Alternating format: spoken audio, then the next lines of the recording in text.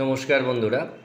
তো আজকের ভিডিও হচ্ছে দেখো মা মঙ্গলচণ্ডীকে নিয়ে, অর্থাৎ জ্যৈষ্ঠ মাসের জয় মঙ্গলবারের ব্রতকথা নিয়েই আজকের এই এপিসোড। এখানে দেখতে পাচ্ছ আমাদের মা মঙ্গলচণ্ডীর ছবিকে আমি সুন্দর করে গঙ্গা জল দিয়ে গোলাপ জল দিয়ে ধুয়ে মাকে পরিয়ে নিয়েছি জবার মালা, রজনীগন্ধার মালা। আর মা মঙ্গলচণ্ডী হচ্ছে তো মা দুর্গারই এক রূপ। তো এখানে মা দুর্গা এবং মা কালী দুজনকেই আমি জবার মালা দিয়ে সাজিয়ে নিয়েছি, কারণ লোকে মঙ্গলচণ্ডীর চট করে সেরকম কোনো মূর্তি দেখতে পায় না, বা মঙ্গলবারের পুজো দেওয়ার জন্য ম্যাক্সিমামই মানুষ যেটা করে কালীর কাছে বা কোনো দুর্গার কোনো যদি মন্দির থাকে, যেমন বর্ধমানে সর্বমঙ্গলা মন্দিরে প্রচুর ভিড় হয়, তো সেখানেই মানুষ পুজো দেয়।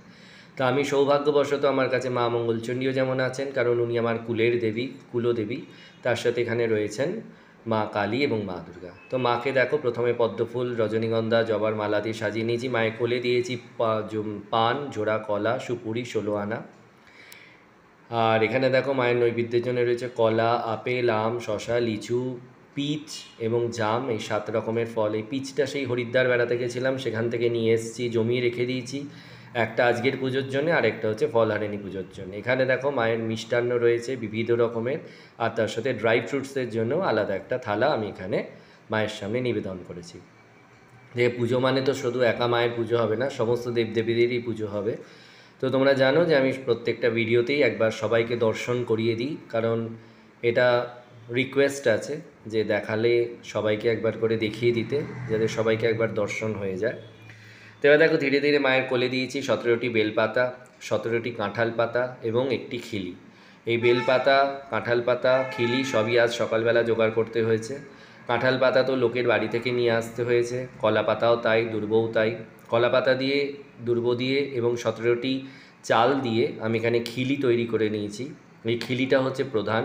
আর একে বেলপাতা আর কাঁঠাল পাতাকে মৌলি দিয়ে বেঁধে নিয়েছি। আমার স্ত্রী আমাকে সব রকমভাবে সাহায্য করেছেন বেলপাতা এবং কাঁঠাল পাতা বাছতে এবং তারপর তাতে মৌলি দিয়ে বাঁধতে। তো এগুলো মায়ের কোলের কাছে দিতে হয়। 17টি বেলপাতা, 17টি কাঁঠাল পাতা এবং খিলি মায়ের কোলে দেওয়া হয়েছে। এবার যতটা যেমনভাবে আমি পারি মায়ের করে নেব অর্চনা। মাকে দিয়েছি রক্তচন্দন, সাদা চন্দন, তার সাথে কেশরের সাথে চন্দন মিশানো হয়েছে। আর মাকে অপরাজিতা দেওয়া হয়েছে। অপরাজিতা, পদ্ম এবং জবা হচ্ছে যন্ত্রপুষ্প। আজকে দেখো সৌভাগ্যবশত দুর্বা পেয়েছি বলে গণেশকেও দিতে পেরেছি দুর্বা, শিবকে দিতে পেরেছি বেলপাতা, নারায়ণকে দিতে পেরেছি তুলসী পাতা। এগুলো তো প্রত্যেক দিন হয়ে ওঠে না, যেদিন যেমন জোগাড় হয় সেদিন দেওয়া যায়। তো এইভাবেই করলাম জয় মঙ্গলবারের পুজো।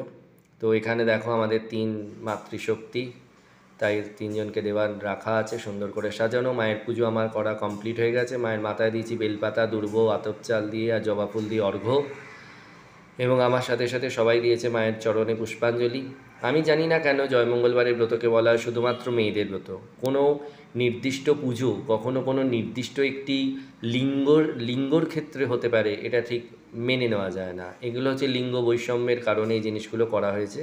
আরও একটি কারণ অবশ্য আছে, আগেকার দিনে মানুষ তো আর চাষ ছাড়া অন্য সেরকম কাজ ছিল না। আর চাষ হচ্ছে যথেষ্টই স্ট্রেনাস একটা পরিশ্রমের কাজ। তো সেটা যদি করতে যায় মানুষ, তাহলে তাকে তো উপোস করে সে কাজ করতে পারবে না, তাকে খাওয়া দাওয়া করেই সেই কঠোর পরিশ্রম করতে হবে। তাই সাধারণভাবে এগুলো সাধারণত মেয়েদেরকেই বলা হয়েছে এই ব্রতগুলো করতে, কারণ তারা বাড়িতে থাকেন, রোদে গরমে হয়তো সেরকম বেরোতে হয় না, তাই তাদের পক্ষে এটা সম্ভব, যেখানে একটা পুরুষ মানুষের অনেক সময় অসুবিধা হয়ে যায়। এখান থেকে দেখো মা দুর্গার অষ্টোত্তর শতনাম, তার সাথে হচ্ছে বিবিধ স্তোত্র, আর তার সাথে হচ্ছে জয় মঙ্গলবারের ব্রত কথাটাও পড়ে নেব, কারণ আমার সাথে আমার মা এবং আমার স্ত্রী দুজনই এখানে পুজোর জন্য রয়েছেন। পুষ্পাঞ্জলি ওনারা দেবেন, ব্রতকথা ওনারা শুনবেন।